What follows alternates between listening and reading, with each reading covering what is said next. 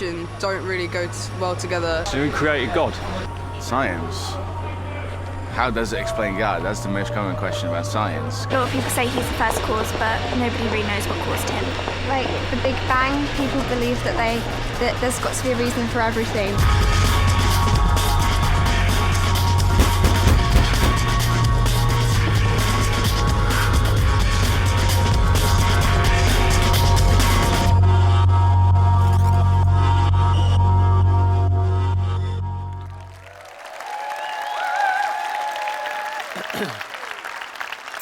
Thank you very much. Well, welcome to this new series, Why Believe, three-part series. I'm sure you come to church expecting more to hear talks about what to believe.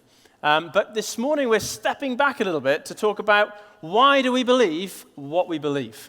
And this is actually going to be a great series, whether you're already a believer or you'd say that you weren't, whether you're already a Christian or you'd say that you weren't. If you are already a Christian, a believer, this will be a great series for you because actually you may have come to faith because you came to the conclusion that for your life it works. You know, quite pragmatic reasons, it works. Believing makes a difference to your life and it's transformed you in amazing ways. You've had a powerful experience.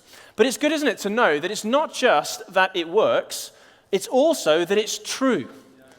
In other words, it's not just that you've had a personal experience that works, it's that there is something definitive, substantial, that's true. There's evidence, there's explanation. You know, I drive a car largely because it works. Most of the time. I put petrol in, it seems to keep on working, and I keep going with it. I have very little understanding how it works or why it works.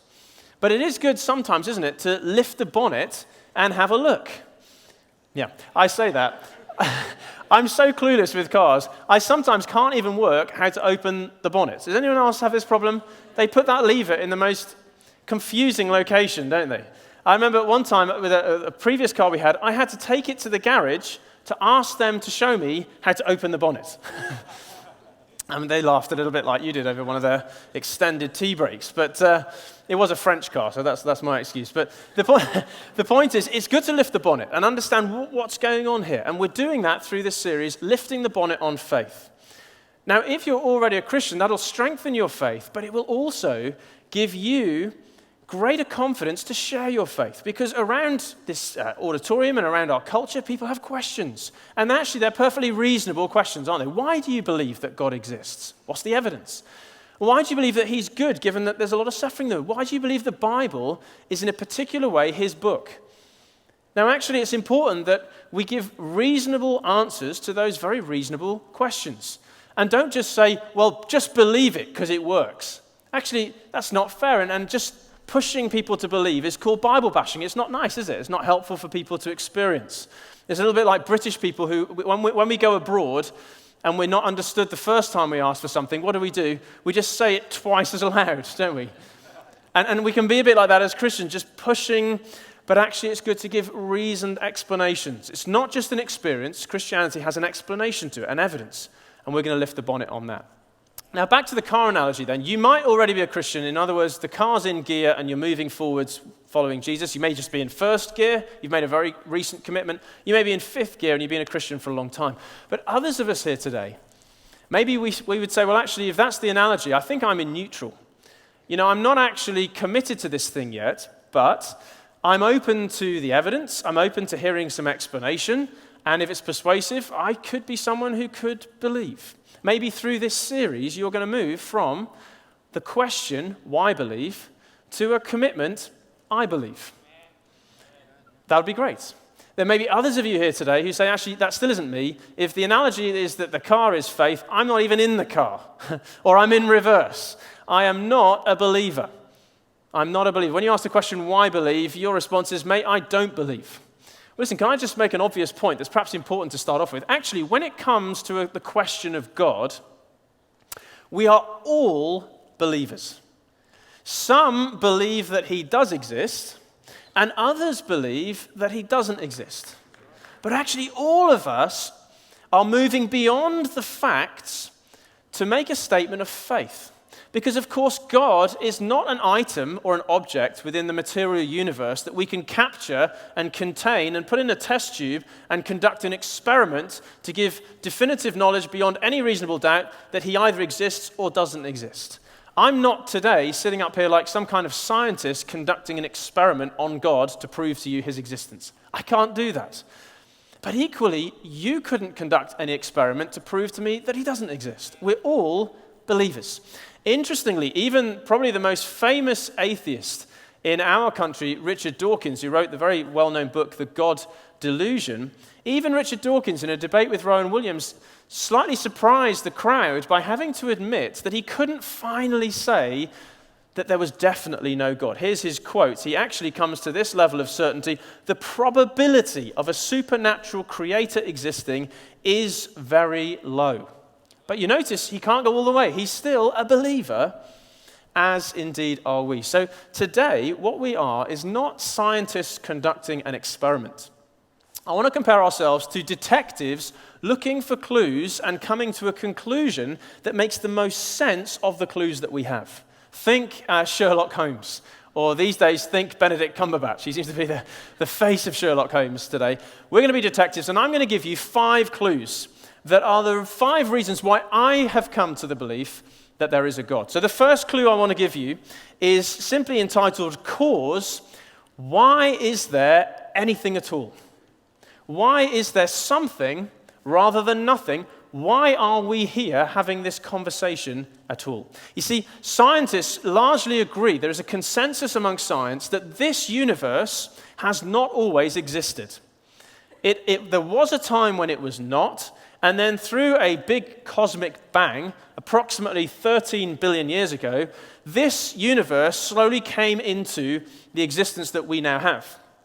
Now the point is then, there was a time when there was nothing, and now there's something.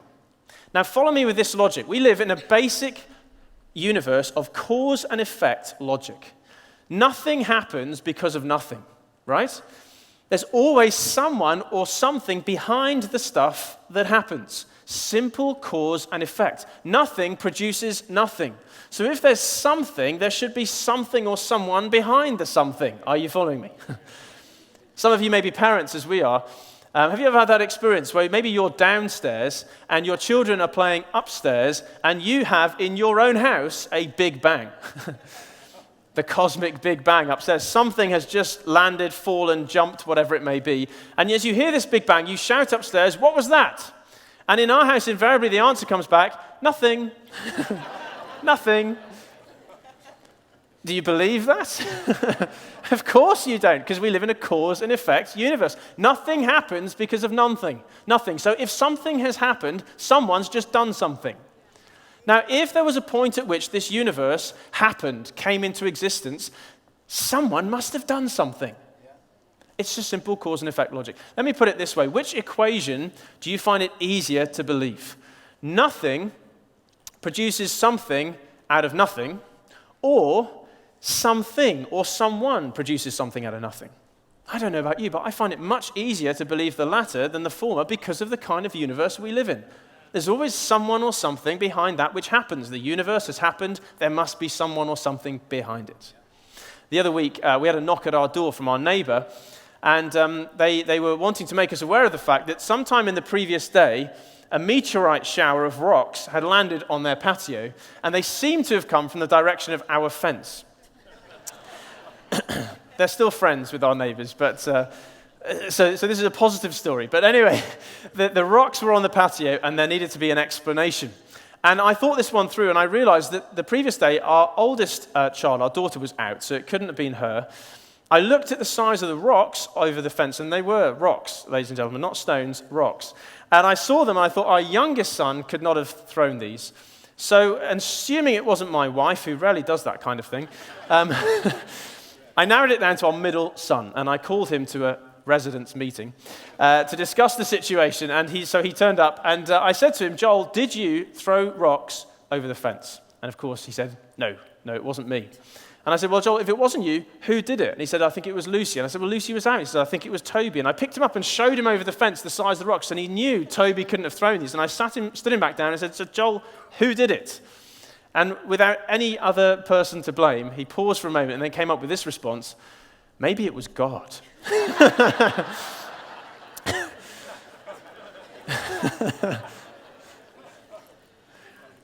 When we look at the facts of the universe, the fact that we exist, maybe it was God.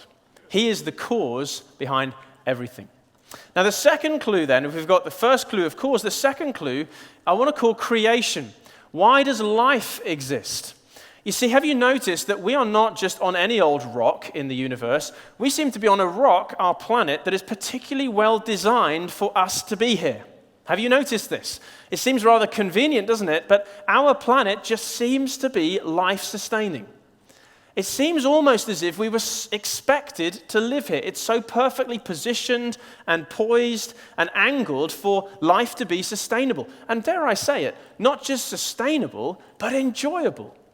We have waves that we can surf on. We have snow that we can ski on. We have grass that we can play sports on, etc., etc.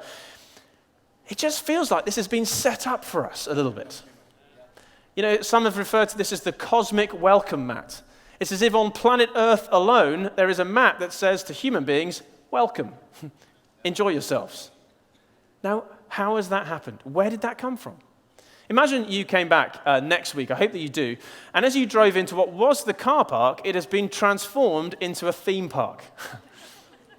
This is not a promise, it's an illustration, I'm afraid, but go with it. There's beautiful rides, roller coasters, merry-go-rounds, stands and stalls, and it's all automated and purring and waiting for you and your family to enjoy. Now, I imagine one of your questions would be, well, where did this come from? Who built this? Who designed it? And imagine if the response from one of the stewards was, well, actually, nobody did.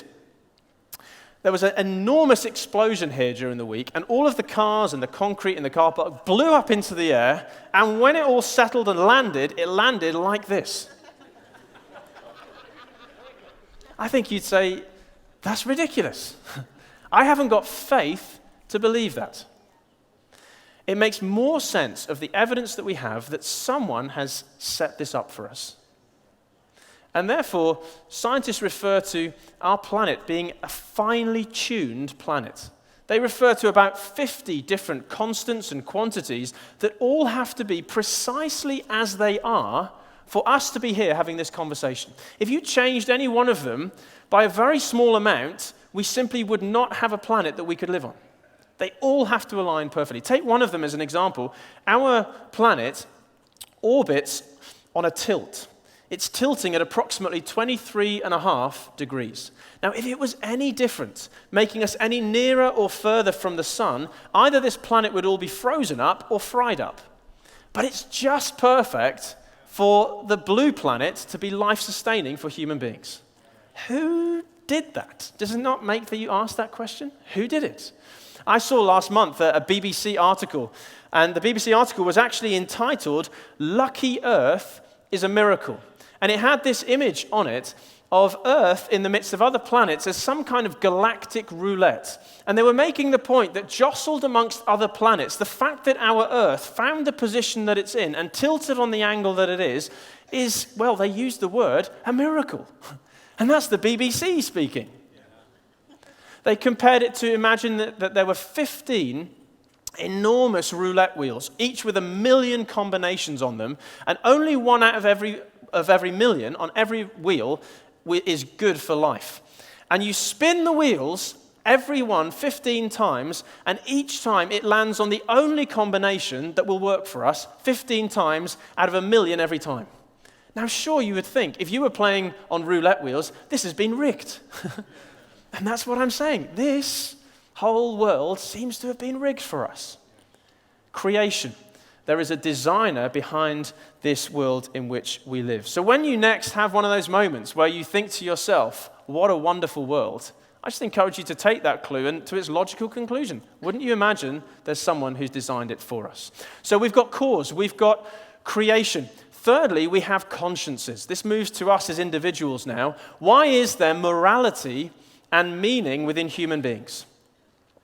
A very interesting question to ask someone if you want a conversation is, what is wrong with society? It's a great question to ask because you get a wide range of answers, from taxes to terrorists and everything in between. But the one answer I've never heard anyone give to the question, what's wrong with society, is nothing.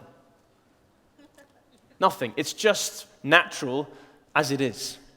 No, all of us seem to assume that something isn't right and that therefore there is rights and wrongs. But of course, to make that conclusion, you have to believe that there is some overarching value system that's been given to the world that means that we can decide that certain things are wrong and certain things are right. In other words, if you're going to say that that line is crooked, there has to be something called a straight line, or else it's just a line. All of the activity in this world is just natural, not evil or right or wrong, unless there's a God who's given values to this world that draws a straight line so that we can say, well, then that's crooked. Otherwise, what is wrong with the stronger person bullying the weaker person? Isn't that just natural? What's wrong with the stronger country bullying the weaker country? Isn't that just survival of the fittest? No, it's wrong. But where does that sense of wrong and right come from? We still use language that often you'd think would be only in church. I still hear it in culture like this. People use the word sin. That sounds like a church word, doesn't it? But if you watch the rugby, you'll know that when a player commits an offense, the referee sends the player to the sin bin. What a Christian sport rugby is, don't you think? Of all the sports, it's clearly the most Christian. Do you notice in every rugby match there are several conversions that happen through the game as well? It's a thoroughly Christian game. But we still have this persistent notion of sin, of right, of wrong. We feel shame as human beings. Have you noticed we're the only animals that blush? Why is that? We seem to be morally accountable, morally responsible. It's as if we're hardwired with a moral compass. When a lion takes down a zebra, we call that hunting or prey. We don't call it murder. And the lion doesn't go for therapy afterwards to deal with the psychological issues of that kill. But when a human kills a human, we call it murder, and it's wrong. Why? Well, I think the most sensible explanation is the one the Bible gives, that we as human beings have been made in the image and likeness of God. We are moral mirrors, reflecting the God who has put something of his value system into us, and when we break it, we feel shame and guilt, our conscience tells us, and when other people break it towards us, we feel anger and injustice. These are clues that there's a God. Not just morality, though. You notice as human beings, we also have meaning, or we expect there to be meaning to our lives. We pursue a sense of purpose and significance. And if as human beings we don't find it, often we become ill as a consequence. There are all kinds of illnesses emotionally that we experience. Human beings have breakdowns when they cannot seem to find any purpose or meaning or significance to their lives. But of course, if you take God out of the equation, let's just be a bit more honest, there is no meaning to life, ultimately. There's nothing ultimately that will last or that matters. The raw reality is you have come from no one, you're here for nothing, and you're going nowhere. Happy birthday. Richard Dawkins is honest enough to sum up the logical conclusion of the atheist position in this way. He says, there is at bottom no purpose, no evil, no good, nothing but pointless indifference. We are machines for propagating DNA. I can't look at another human being and say that that's true. It just doesn't make sense of what I see. I believe you're not sitting next to a DNA machine, but a divine miracle today. Amen. And that's because, thank you. And that's because God has made us in his image and given us his likeness. Now, those three clues alone, the fact that there is a cause, the fact that this planet seems to be created, and the fact that we have a conscience, meaning and morality, they alone bring me to the conclusion, well, it's most likely that there is a God. And actually, the vast majority of people in our world, it is thought, also come to this conclusion. Most people are not pure atheists. When I say pure atheists, I mean people who actually believe there is no God out there at all. We're here alone. Most people, even in the UK, the majority think there's a God. But if we don't go with pure atheism, so many people settle with what I want to call practical atheism. Practical atheism is, we say there's a God out there somewhere, but we live here as if there isn't. He seems to have no relevance to our lives, and we have the assumption that we could never know him or connect with him if he's there. A little bit like my relationship to Australia. I've never been to Australia. I believe that it exists because of the evidence that I've seen, but it has absolutely no relevance to the way that I live my life. Now, God, for you today, may just be like Australia for me. You're a practical atheist. And that would be the case, wouldn't it? For after all, we've got a bit of a problem here. We are, to use an analogy, we are downstairs on earth, and God is upstairs in heaven. And the problem we've got is that us folks downstairs are not sure what's going on upstairs, or who is upstairs. And have you noticed that people who go upstairs don't seem to come back downstairs to tell us what's going on upstairs? So how would we know? But what if the God who is upstairs made his way downstairs to us? Now you see, that would be a game changer, wouldn't it? If the God who is upstairs came down to us when we cannot come up to him, that would give us definitive knowledge, not only that there is a God, but that we can know him. And that is exactly the claim of my fourth clue, which is Christ, who was Jesus. The claim of Christ is that he is the God from upstairs who has come downstairs to us. I was reading just one of the accounts, the eyewitness accounts of the life of Christ last night, John's Gospel, and I noted Jesus saying the words that he was the one who had descended from heaven. He almost uses that analogy to say, I am the one from upstairs who's come downstairs that you might know me. Elsewhere in John's Gospel, he will say things like this: believe in God, believe also in me, as if those are not two, but one. He is the God that we should believe in. He will say elsewhere in verse 7 of John 14, from now on, you do know him, speaking of God, and have seen him. Extraordinary claims. It's what the Christian doctrine of the incarnation is referring to. The incarnation, incarnate, literally means the coming into flesh. Like chili con carne means chili in meat, or chili with meat. That's helpful, isn't it? The incarnation is God in the flesh, God in human flesh and blood, making himself known. Now, what is the evidence for this? Well, when it comes to the historic life of Jesus, the fact that someone called Jesus actually lived, that the evidence is overwhelming, to the point that no scholar of antiquity would really question the fact that there was someone called Jesus, whether Christian or non-Christian. So I'm going to assume that. But the more interesting question for us is, but was he just a good moral person or an influential leader, or was he someone more than that? And actually, when you read the life of Jesus, you realize that we are not left with the option that he was just a good guy, a moral teacher. He himself does stuff and says stuff that goes way beyond that. When it comes to his miracles, his actions, he seems to do the kind of things that God would do. After all, if there's a God, he controls creation. What does Jesus Christ come along do? He comes along and controls creation. He calms a storm. He creates an eye in a socket that didn't exist. He's acting like he's God. And before you say, well, those miracles, aren't they all just myths? Actually, one of the eyes that he healed we're given the name of the guy and the location of where he lived. And his name was Bartimaeus. He lived in Jericho, and thousands of pilgrims were passing through and witnessed the healing as it happened. These are not myths. These are genuine miracles, and they're the sorts of things that God would do. Not only his miracles, but also his teaching.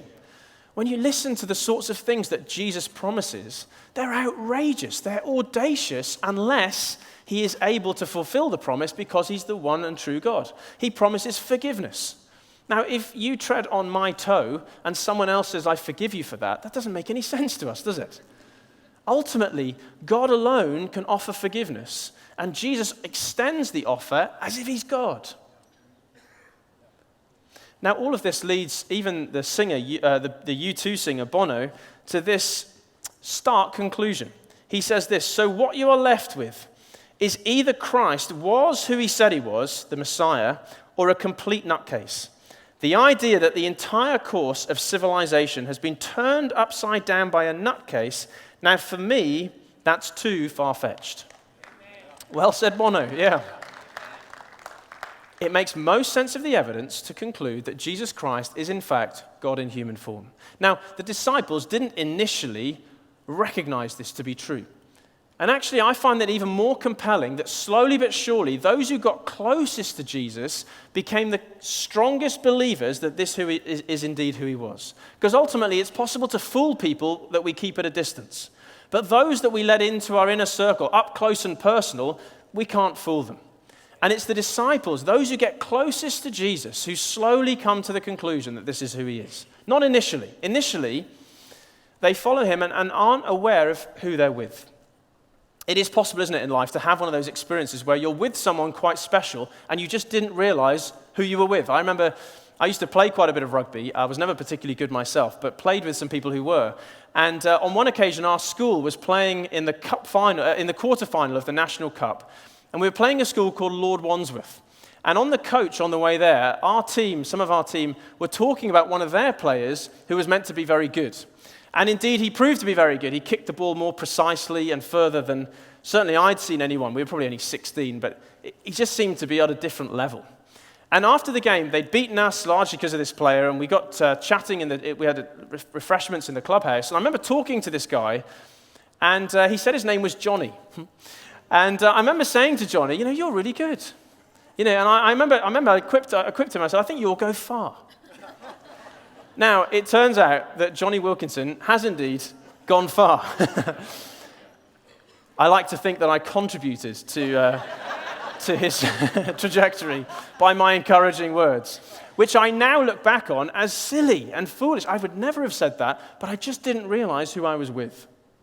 The disciples, they also journeyed with Jesus, and slowly they realized who they were with. This was not some ordinary moral teacher. On one occasion, Jesus turns to the disciples. He says, right, you've seen me now. You've had a 360-degree tour of my life. Who do you say I am?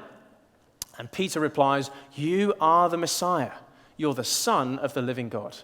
To them, it made the most sense of the evidence, the clues. Now, if that's Christ, my fourth clue, my fifth clue might seem strange to you, but my final clue is Christianity itself. You see, after this brilliant life of Jesus, it actually meets a rather tragic end. Jesus dies at a young age, seemingly having made outrageous claims, defeated by the powers of his day. He seems to be another failed and disappointing Messiah, because the Roman authorities get the better of him, the Jewish authorities hand him over, and he is put to death on a cross, like many other failed messiahs. Jesus wasn't the only one. In the first century, there were others. In fact, there was one called Judas, who was from Galilee, and in 6 AD, the Romans arrested him after he'd claimed to be the Messiah. People had followed him. They executed him, and I'm not sure that anyone has really heard of him ever since. Now, exactly the same thing happens to Jesus. He makes these incredible claims. The Romans arrest him, and finally they execute him, and they put him to death. Now, what is the state of Christianity at this point? You'd have to say that Jesus himself seems to be a bit of a prophet here. He said on the cross, it's finished. And you'd have to say, yeah, that's a pretty accurate description of Christianity. At the point that the Christ of Christianity dies, it's finished, isn't it?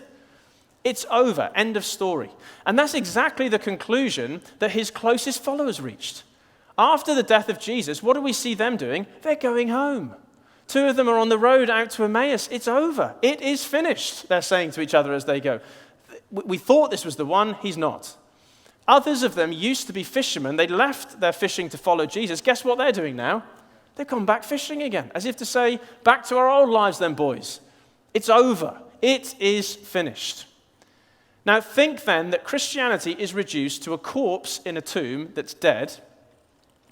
And come back with me to the very beginning logic that we applied. What did we say? Cause and effect world, nothing happens from nothing. Yeah? Christianity has been reduced to nothing. What would you expect to happen next? Nothing. What actually happened next is an extraordinary story of a movement that transformed the world. And it's as if the magnet that was switched off when Jesus died and all the iron filings of his followers scattered, somehow something happened to switch that magnet back on. They all start coming back to Jerusalem. They all start coming back to this group that then go out in the name of Jesus to preach hope and good news across the whole world. Now, how do you explain that? It's a very compelling evidence that their claim that Jesus Christ died and rose again is true. It's the best explanation for the facts and the evidence. That he came back to life, demonstrating that he was indeed the God from upstairs who had come downstairs to deal with our sin and our shame and to rise again to bring hope to the world.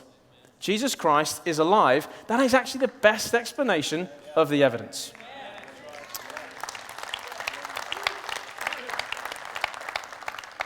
I have not met a single follower of Judas of Galilee. There are estimated to be 2.4 billion followers of Jesus Christ. Now, the conclusion that even very clever people, much cleverer than myself, who've looked into the evidence reach on this basis, is compelling. Take, for example, the words of Tom Wright. N.T. Wright says this: "As a historian, I cannot explain the rise of early Christianity unless Jesus rose again, leaving an empty tomb behind him." And another scholar, Professor Emeritus of Philosophy at Oxford University, Richard Swinburne, he wrote a book called The Resurrection of God Incarnate, and in that he used various theorems to produce a conclusion about how likely it is that Jesus rose again. Look at this. This is a staggering claim from an Oxford Don.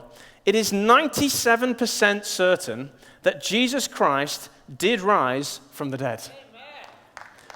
Now, I don't know about you, but I haven't got faith to believe amongst the other 3% that he didn't. It makes more sense of the evidence that he is alive. And actually, can I just therefore say that all across this auditorium today is evidence on the basis that we're still here 2,000 years later talking about Jesus. And not just talking about him, but last week we baptized 47 people who confessed that Christ, Jesus Christ, had transformed their lives.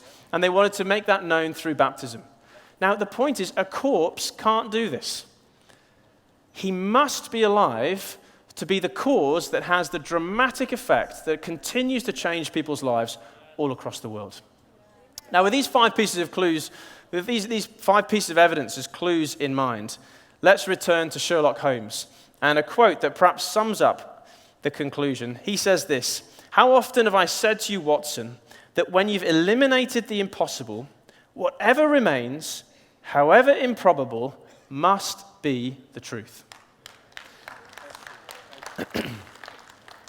So based on the evidence, I've come to believe not only is there a God, but that he has come downstairs that we might know him through faith in Jesus Christ. Where does that leave us today? Well, it may leave some of you still with, understandably, a lot of questions. You're intrigued, but not ready to make a commitment. You're thinking, I need to think this through. Perhaps read one of the Gospels. You'll find them online or hard copies in the bookshop. Read one of them to find out about the life of Jesus and begin to investigate for yourself. But others of you may be actually in a place where you say, well, actually, this is pretty compelling. And I feel like increasingly like I could, based on the evidence, move from why believe to I believe and put my faith in Jesus. I want to encourage you that that is exactly what you would be doing. You're not putting your faith in Christianity, you're putting your faith in Christ. That's an important difference, actually. Christianity is not a watertight argument. It's a watertight person. And that's an important difference. You're not putting your faith in my persuasive arguments. You're putting your faith in the person of Jesus Christ, who's trustworthy. Now, what does that look like? What does it mean to trust, to believe? Well, last week I was on holiday, and we were actually in the Lake District. And my son, the same one, the rocks, that one, infamous now. My son, he's been watching a lot of Bear Grylls, and he wanted to try rock climbing, and in particular, abseiling. So I love those sorts of things, so I said, well, let's do it. So we went off to this little, it was a fairly small cliff, but a cliff nonetheless, and I set up the ropes, and he was very keen until that moment where he stood over the edge. And if you've ever been abseiling, you'll know that is the moment where you start to think, I'm not sure I do want to do this anymore. And in fact, that was his response. He sort of moved away from the edge and began to remind me of his age. Dad, I'm only 5, And I said to him, look, all right, son, you don't need to do this. You said you wanted to. You don't have to. But let me show you something before you make your mind up. And I took him over to the rocks, massive boulders, that I had belayed to, that the rope was attached to. And I showed him, if you like, the rock-solid evidence that this rope is secure. And on the basis of what he saw there, it kind of built his confidence to come back to the edge and say, I want to do this.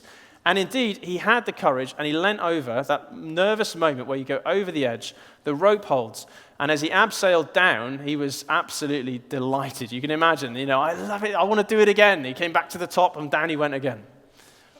This morning, that's as far as I can take you in one sense. I can show you the evidence, and I believe it's rock solid. But every one of us has to have that moment where we lean back, go over the edge, and put our faith in Jesus Christ. And it might be that just for some of us today, it's time to do that, to go from why believe to I believe. Thanks so much for listening.